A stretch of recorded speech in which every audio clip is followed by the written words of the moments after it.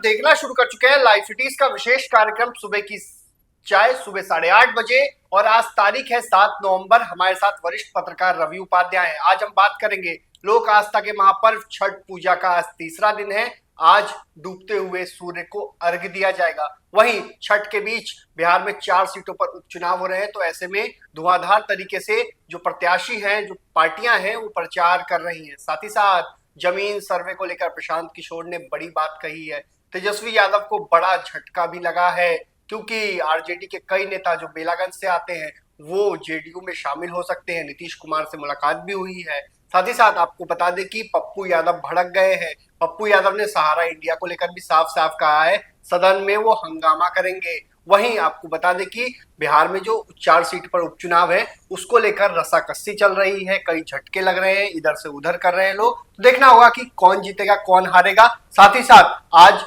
शारदा सिन्हा जो लोक गायिका है और प्रसिद्ध लोक गायिका है, उनका निधन हो गया था और आज उनका पटना में अंतिम संस्कार होगा। जेपी नड्डा भी आज पटना आ रहे हैं, छठ घाटों का निरीक्षण करेंगे, छठ व्रतियों से मिलेंगे और फिर कई नेताओं के यहाँ जाएंगे। शारदा सिन्हा के परिवार परिजनों से भी मिलेंगे। हमारे साथ वरिष्ठ पत्रकार रवि उपाध्याय हैं। सबसे पहले लोक आस्था का महापर्व छठ पूजा है आज और तीसरा दिन है उसका।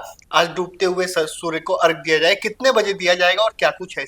देखिए, यही संस्कृति है। संस्कृति ये है कि डूबते हुए सूर्य को अर्घ, यह सबसे बड़ी बात है। ऐसा मिसाल आपको नहीं मिलेगा। साक्षात सूर्य देवता हैं और उनके लिए उपासना निराहार, बगैर कोई अन्न जल ग्रहण किए हुए, क्या महिला क्या पुरुष, क्या देखिए, यही नहीं, जेल में बंदी भी जो है सो करते हैं, या महिला बंदी हो या पुरुष बंदी हो, उनके लिए भी उतनी पवित्रता शुद्धता के साथ सब इंतजाम प्रबंध जेल प्रशासन की ओर से किया जाता रहा है। तो यह एक बड़ी बात है। और आप जो है सो छठ का लोक आस्था का महापर्व ये सो माने सिर्फ बिहार ही नहीं, देश विदेशों में भी इसकी धूम है।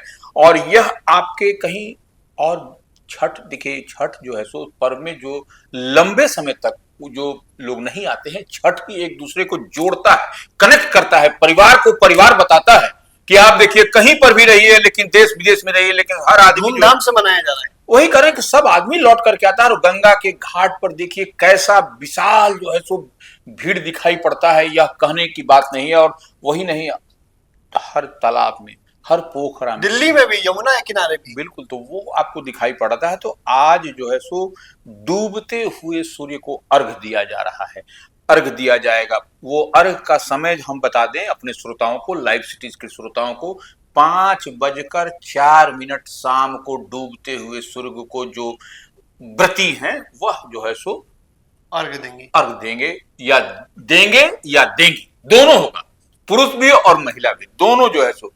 तो यह एक बड़ी बात है। और उसके बाद देखिए चुनाव प्रचार भी चल रहा है। 13 तारीख को वोटिंग होनी है और नजदीक है समय। अब बिल्कुल, कहाँ समय बचा है? काउंटेड माने उंगली पर गिनती के दिन बचे हैं आपके पास। तो ऐसे में आप समझ लीजिए कि वह प्रचार की धूम है, एकदम धूम, ऐसा धूम मचा हुआ है जिसका कहने का बात नहीं है। और प्रत्याशी तो साड़ियां बांट रहे हैं। देखिए, प्रत्याशी साड़ी, सूप, दौरा, अगरबत्ती, जो लोक आस्था के महापर्व में जो जो चीज आवश्यक होता है वह दिल खोल करके बांटा जा रहा है। देखिए, 4 सीट पर विधानसभा के उपचुनाव हो रहे हैं, बेलागंज, रामगढ़, तरारी और इमामगंज। इन सब विधानसभा क्षेत्रों में तो बट ही रहा है। ऐसे भी ऐसे लोग हैं, जो कई लोग जो नहीं जुगाड़ कर सकते हैं, तो वैसे लोगों के लिए सूप, नारियल, घाघरा नींबू, मूली, अदरक समेत जो भी, और अगरबत्ती, जो भी आवश्यक, जो पूजा में आने वाला, इस्तेमाल होने वाला चीज सब लोग दिल खोल करके दान कर रहे हैं। और प्रचार भी जो है सो पूरे चरम पर चलता हुआ दिखाई पड़ रहा है। क्या नदी, क्या तालाब, क्या पोखरा, क्या गंगा जी के घाट पर, सब जगह आप देखिए, हर जगह आपको प्रचार हो रहा है और प्रचार बहुत तेजी के साथ हो रहा है। क्या लगता है, क्योंकि 4 सीटों पर उपचुनाव हो रहे हैं, मुकाबला तो त्रिकोणीय है, लेकिन इसी बीच झटका लगा है तेजस्वी यादव को। कुछ नेताओं ने आरजेडी के, गया जिले के, बेलागंज के और बड़े नेता हैं वो लोग, उन्होंने जेडीयू में शामिल होने की बात कही जा रही है। मुख्यमंत्री नीतीश कुमार से मुलाकात हुई है, अशोक चौधरी भी गए थे। क्या है अंदर की खबर? देखिए, निश्चित रूप से बेलागंज में जो आपको एक तरह से कहें बड़े और कद्दावर नेता जो है सो विपक्ष के हैं, वो लोग आरजेडी से जुड़े हुए लोग हैं, गया जिले से हैं। वैसे लोगों का कल जो है सो आपको नीतीश कुमार से अशोक चौधरी जो जदयू के बड़े और कद्दावर नेता हैं, और एक तरह से कहें तो बेलागंज में वह लगातार एकदम धुआंधार प्रचार करते हुए मनोरमा देवी के पक्ष में आपको दिखाई पड़ रहे हैं। तो वह आपको वही लेकर के मुख्यमंत्री नीतीश कुमार से मिलाने के लिए ले गए थे। तो ऐसी संभावना जताई जा रही है कि उन लोगों के नाम की घोषणा बेलागंज की चुनावी सभा में संभवतः जब नीतीश कुमार जाएंगे प्रचार करने छठ के बाद, लोक आस्था महापर्व के बाद, तो वो मंच पर वैसे चेहरे आपको दिखाई पड़ेंगे। तो बड़े लोग हैं, निश्चित रूप से बड़े लोग हैं, मजबूत लोग हैं, कह भी रहे हैं मजबूत लोग हैं, और बेलागंज में आपको वह डिसाइडिंग फैक्टर एक तरह से होते हुए दिखाई पड़ेंगे। और देखिए, जैसे हम आपको पहले ही बताए थे कि पिछले दिनों राजद नेता और जिला परिषद उपाध्यक्ष आपको शीतल प्रसाद यादव जो जेडीयू में थे, मैं सॉरी आरजेडी में थे, उन्होंने इस्तीफा देकर जो जेडीयू में शामिल हुए थे। तो यह भी एक बड़ी कद्दावर नेता थे और कई मुखिया से उनका संपर्क था। बिल्कुल, तो वही हम बता रहे हैं कि यह आपको दिखाई पड़ेगा कि आपको कुछ दिन बाद जब लोक आस्था का महापर्व समाप्त होने दीजिए, उसके बाद देखिएगा कि वह एक बड़ा सेगमेंट, एक बड़ा झटका आपको दिखाई पड़ेगा। बड़ा झटका लग सकता है आरजेडी को, बिल्कुल बड़ा झटका लग सकता है आरजेडी को। प्रशांत किशोर ने भी ताकत झोंकी हुई है। प्रशांत किशोर ने मुकाबला त्रिकोणीय बना दिया है। चारों ही सीटों की बात करें तो प्रशांत किशोर ने इस मामले, पहले आमने सामने का मुकाबला देखने को मिलता था, अब त्रिकोणीय मुकाबला है। और प्रशांत किशोर ने कई बातों को कहा है। इमामगंज में तो मोबाइल टावर को लेकर उन्होंने कहा है, क्या कुछ कहा है? देखिए, निश्चित रूप से प्रशांत किशोर पूरी तरह से फोकस्ड हैं बेलागंज और इमामगंज लेकर के। बेलागंज में भी वह मोहम्मद अमजद को पार्टी की ओर से प्रत्याशी बनाया है, और इमामगंज में भी जितेंद्र पासवान को बनाया है, जहां पर दीपा मांझी का जो जो जीतन राम मांझी की पुत्रवधू है संतोष सुमन, जो मंत्री है नीतीश कैबिनेट में, उनकी पत्नी है। तो वहां पर निश्चित रूप से इमामगंज में प्रशांत किशोर ने एक बड़ा जो है तो मजबूत किलाबंदी कर रखा है, और वही परेशानी का सबब है बेलागंज और इमामगंज में। तो इमामगंज में देखिए, मोबाइल नहीं काम कर रहा है, टावर पर लोगों को पेड़ पर चढ़ के जाना पड़ता था। इमामगंज का जो छकरबंदा इलाका है वह उग्रवाद से सर्वाधिक प्रभावित इलाका कई वर्षों से रहा है। तो वैसे में वहां पर मोबाइल टावर लगाना यह एक बड़ा काम है, वहां पर लगने भी नहीं दिया जाता था। और लोग जो मोबाइल का इस्तेमाल करते थे, जिनके पास वो पेड़ पर चढ़ जाते थे, पेड़ के ऊपर फुनगी पर चढ़ करके तब मोबाइल का नेटवर्क वहां पर काम करता था। तो ये एक बड़ी बात है। तो इस लिहाज से प्रशांत किशोर जो इमामगंज के वो विधानसभा छकरबंदा में जो है सो मोबाइल टावर के लिए कह दिया है, और कंपनी एयरटेल कंपनी संभवतः है, उसके आदमी ऑपरेटर वो लोग आकर के वहां सर्वे भी कर दिए, जमीन का सर्वे भी शुरू हो गया, और काम भी देखिए तेजी से अब हो रहा है। तो ये प्रशांत किशोर ने करके दिखाया है कि देखिए, जीतन मांझी जो केंद्र में मंत्री हैं, उनके विधानसभा क्षेत्र में जो उनका गढ़ रहा है, वहां पर भी मोबाइल से इस्तेमाल छकरबंदा में नहीं हो रहा था। तो ऐसे में निश्चित रूप से प्रशांत किशोर ने वहां पर एक बड़ा काम करके आम आवाम को एक सौगात देने का काम किया है, जबकि वह न मंत्री है न संतरी, लेकिन वह देखिए काम करवा रहे हैं, नंबर एक।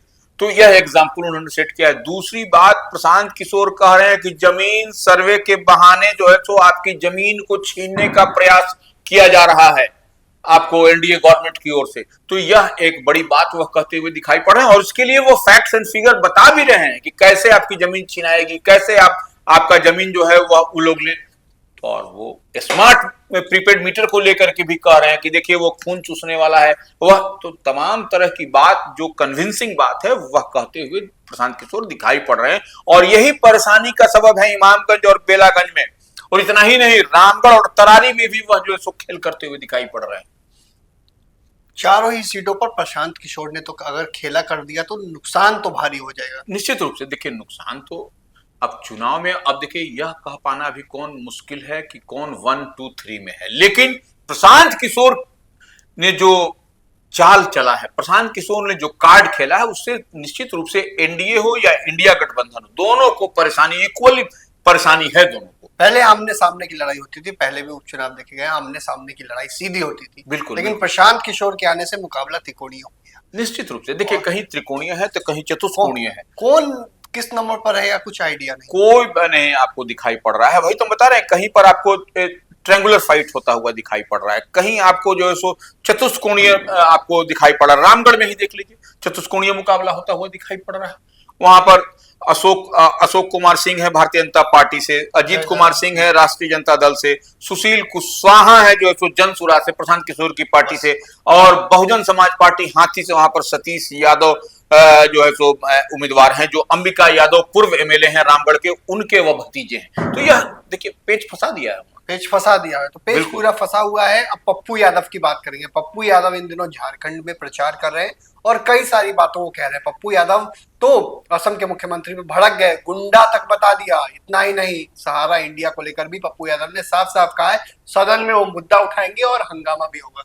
देखिए हेमंत विश्व शर्मा असम के मुख्यमंत्री हैं, और जिस तरीके से माने जो झारखंड में हेमंत विश्व शर्मा ने एक तरह से कमान संभाल ली है, और वो जिस तरीके से वह बोल रहे हैं, ठीक है वो वोट की राजनीति हो रही है, तो वोट की राजनीति उसी को लेकर के राजेश रंजन पप्पू यादव जो पूर्णिया से निर्दलीय सांसद है, इस बार जो है सो महागठबंधन इंडिया ब्लॉक के लिए वो कांग्रेस के पक्ष में या जेएमएम कह लीजिए उसके पक्ष में वो वहां पर झारखंड में प्रचार प्रसार करते हुए दिखाई पड़ रहे हैं। तो वह स्पष्ट रूप से एक चुनौती देते हुए कह रहे हैं हेमंत विश्व शर्मा को। तो वह अब जिस तरीके से वो बात कह रहे हैं, वह निश्चित रूप से अब एक बड़ा तो परेशानी तो पैदा कर रहे हैं वहां पर। सहारा इंडिया को लेकर भी पप्पू यादव हाँ, ने बोला है। सहारा इंडिया में जो पैसे का जो इन्वेस्टमेंट हुआ है, सहारा इंडिया में जो आपको जो पैसे का इन्वेस्टमेंट करते थे वो कौन लोग थे? सड़क किनारे जो रोजमर्रे के काम करते थे वो लोग, तो उन लोगों के पैसे का कोई अता पता नहीं है, और उन लोगों का पैसा लगता है अब डूब ही जाएगा। तो वह इस लिहाज से वह पप्पू यादव कह रहे हैं कि इस बार जब लोकसभा का सत्र जो अभी चलने वाला है, शीतकालीन सत्र, उसमें वह जो है सो इस मामले को जोरदार तरीके से रखेंगे। और वह निश्चित रूप से जब कह रहे हैं तो आम आवाम से जुड़ी हुई बात है, और निश्चित रूप से वह वहां पर हंगामा इस बार सदन में होता हुआ दिखाई पड़ेगा आपको। जेपी नड्डा बिहार आ रहे हैं और पटना में छठ घाटों पर निरीक्षण करेंगे, छठ व्रतियों से मिलेंगे। उसके बाद तमाम जो बीजेपी के नेता हैं उनके घर पर भी जाएंगे, और साथ ही साथ शारदा सिन्हा के घर परिवार वालों से मिलेंगे। शेड्यूल में क्या है? शेड्यूल में तो कुछ शेड्यूल में है कि छठ व्रतियों से मुलाकात करेंगे। हाँ, शाम में वो 3, साढ़े 3, 4 बजे तक आ जाएंगे। अच्छा, हाँ तब ठीक है। जब 3, साढ़े 3 बजे तक आ जाएंगे तो उसके बाद वह निश्चित रूप से 5:04 में शाम का जो शाम के जो डूबते सूर्य को जो अर्घ दिया जाएगा, तो वहां पर वो मिलेंगे, हो सकता है तब तो और संजय मयूख के यहाँ भी जाएंगे। हाँ, तो वो सारे कई सारे कार्यक्रम उनके शेड्यूल जारी किए गए हैं। तो संजय मयूख के यहाँ भी जाएंगे, संजय मयूख के यहाँ भी छठ का आयोजन है तो उसमें भी वो जाएंगे। वो राष्ट्रीय प्रवक्ता भी हैं संजय मयूख, भारतीय जनता पार्टी के, और विधान परिषद के सदस्य भी हैं, तो ऐसे में उनके यहाँ भी वह छठ का प्रसाद ग्रहण करने। बिहार की मशहूर लोक गायिका शारदा सिन्हा का राजकीय सम्मान के साथ आज अंतिम संस्कार किया जाएगा। पटना के गुलबी घाट पर अंतिम संस्कार किया जाएगा। देखिए स्वर कोकिला बोला जाता था, और यह देखिए कैसा कहा जाए कि हम लोगों के बीच में स्वर कोकिला अब नहीं रही। वह जब भी छठ की गीत बजती, छठ हो या शादी हो, उनके गीतों के बिना तो संभव ही नहीं। वही तो बिहार क्या पूरा देश ही नहीं, पूरे विश्व में जहां जहां हिंदी भाषी लोग हैं, सब लोग उनके निधन के समाचार सुनने के बाद जो है सो मर्माहत हैं। और यह पीड़ा ऐसी पीड़ा है जिसको भुलाया नहीं जा सकता। और विशेष करके छठ के अवसर पर तो कहीं पर भी आप चलिए, शारदा सिन्हा का आपको संगीत सुनाई पड़ता था, वो गीत सुनाई पड़ता था, और वह जब सुनता था आदमी तो लगता था कि निश्चित रूप से छठ का आनंद आदमी लेता था। तो निश्चित रूप से आज उनका जो है सो अंतिम संस्कार गुलबी घाट पर होगा। तो गुलबी घाट पर और अपार भीड़ बिहार की जनता जो उनको चाहने वाली प्रेमी लोग है वो लोग रहेंगे। देखिए शारदा सिन्हा कोई जो है सो सिर्फ जो है सो उनके गीत न केवल बिहार झारखंड ही नहीं, उत्तर प्रदेश, पश्चिम बंगाल, महाराष्ट्र से लेकर मॉरिशस, सूरीनाम और नेपाल में उनके सुने जाते थे। और विदेश में ऐसे भी रहने वाले जो लोग हैं जो शादी ब्याह में तो उनका बसता था। तो यह एक बहुत ही दुखद समाचार, निश्चित रूप से यह अपूरणीय क्षति है बिहार के लिए, देश के लिए। तो ये ऐसे में आप गुलबी घाट में उनका जो है सो अंतिम संस्कार होगा, जहां पर कि उनके पति कुछ दिन पहले उनके पति का भी उसी गुलबी घाट पर अंतिम संस्कार हुआ था। ब्रिज किशोर सिन्हा उनके पति का स्वर्गीय का उनका अंतिम संस्कार इसी गुलबी घाट पर हुआ था, तो वहीं पर इनका भी अंतिम संस्कार किया जाएगा। तो आज इन खबरों पर हमारी नजर रहेगी, क्योंकि आज जेपी नड्डा बिहार आ रहे हैं और छठ, लोक आस्था के महापर्व छठ का आज तीसरा दिन है। आज डूबते हुए सूर्य को अर्घ दिया जाएगा। साथ ही साथ अन्य खबरों पर भी हमारी नजर रहेगी। बने रहिए लाइव सिटीज के साथ। हमारी यूट्यूब चैनल को सब्सक्राइब करिए, पेज को लाइक करिए। धन्यवाद।